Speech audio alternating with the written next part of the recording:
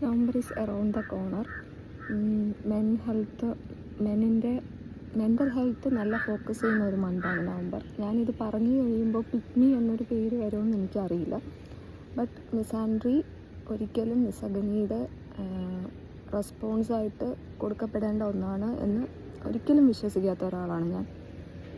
എനിക്ക് മനസ്സിലായിട്ടുള്ള കാര്യം, ഇപ്പോൾ മോസ്റ്റ് മെന്നിൻ്റെ ടോക്സിക് ബിഹേവിയേഴ്സ് കൂടുതൽ ചർച്ച ചെയ്യപ്പെടുന്നതിൻ്റെ main reason is women open up ചെയ്യുന്നുണ്ട് എന്നുള്ളതാണ്. പക്ഷേ that gives too much pressure on men who are good. എന്ന് വെച്ചാൽ, ഇപ്പോൾ ഞാൻ മനസ്സിലാക്കിയെടുത്തോളം എൻ്റെ പേഴ്സണൽ എക്സ്പീരിയൻസ് ആണ് ഈ ഷെയർ ചെയ്യുന്നത്. Men around me, be my best friend, my brother, ഇവരെല്ലാം റേസ് ചെയ്തിരിക്കുന്ന ഒരു സ്റ്റാൻഡേർഡ്സ് ഉണ്ട്. ഓക്കെ, അപ്പോൾ ഇതൊക്കെയാണ് ഒരു man what you expect in your partner എന്നുള്ളത് അവർ കാണിച്ചു തന്നിട്ടുള്ള കുറേ ക്യാരക്ടറിസ്റ്റിക്സ് ഉണ്ട്. അപ്പോൾ അത് കണ്ട് മനസ്സിലാക്കിയിട്ട് അതിനെ അപ്രിഷ്യേറ്റ് ചെയ്യാൻ പറ്റുന്നുണ്ട്.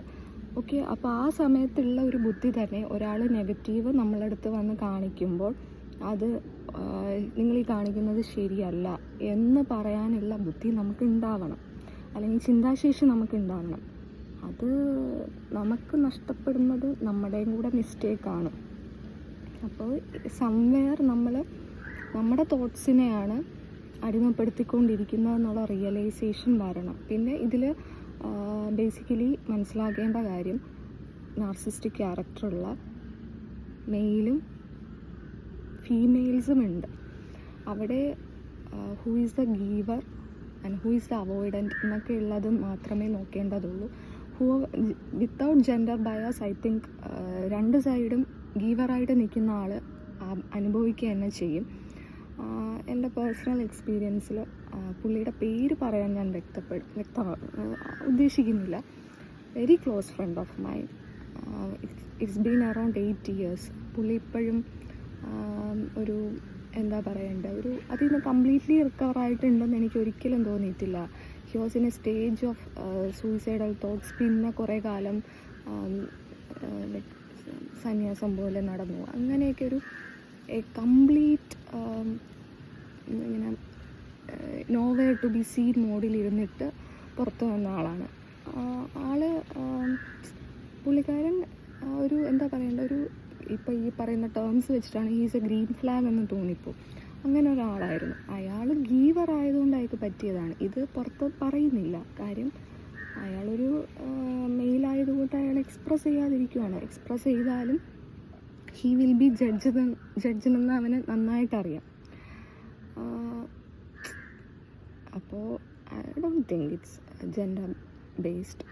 ഇറ്റ്സ് ഓൾ അബൌട്ട് പാരൻറ്റിങ് കാണും, അപ്ബ്രിങ്ങിങ് കാണും, വളർന്ന സാഹചര്യങ്ങൾ കാണും, അല്ലെങ്കിൽ how they consider the emotion of the other person എന്നുള്ളത് ഒരു ഇമ്പോർട്ടൻറ്റ് ഫാക്ടറായിരിക്കും.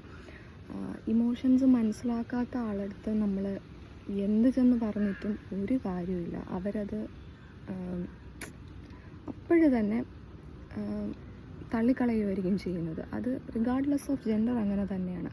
അത് നമ്മുടെ തന്നെ ബ്ലെയിമായിട്ട് നമുക്കെതിരെ ഉപയോഗിക്കുന്നതാണ് നാർസിസ്റ്റിക് ട്രെയ്റ്റ്സിൻ്റെ മെയിൻ ഒരു ഇത്. അത് എക്സ്പീരിയൻസ് ചെയ്തിട്ടുള്ളത് കൊണ്ട് പറയുവാണ്. അപ്പോൾ ഐ ഡോണ്ട് തിങ്ക് മെനിൻ്റെ മെൻ്റൽ ഹെൽത്ത് ഇമ്പോർട്ടൻ്റ് അല്ല എന്ന് പറയുന്നത്, അല്ലെങ്കിൽ അവരെ ആസ് ഓൾ മെൻ എന്ന് പറഞ്ഞ് ടാർഗറ്റ് ചെയ്യുന്നത് അത്ര നല്ലൊരു കാര്യമായിട്ട് തോന്നുന്നില്ല. Ending this on a note that I am grateful to all men in my life, especially the one who have raised standards. എനിക്കറിയാം ഇതൊക്കെയാണ് ഐ എക്സ്പെക്റ്റ് എന്ന് എനിക്ക് മനസ്സിലാക്കി തന്നത് അവരുടെ നല്ല പ്രവൃത്തികളാണ്, അല്ലെങ്കിൽ അവരുടെ അപ്രോച്ചാണ്. So all those men in my life, they matters a lot, and huge respect, love and hugs.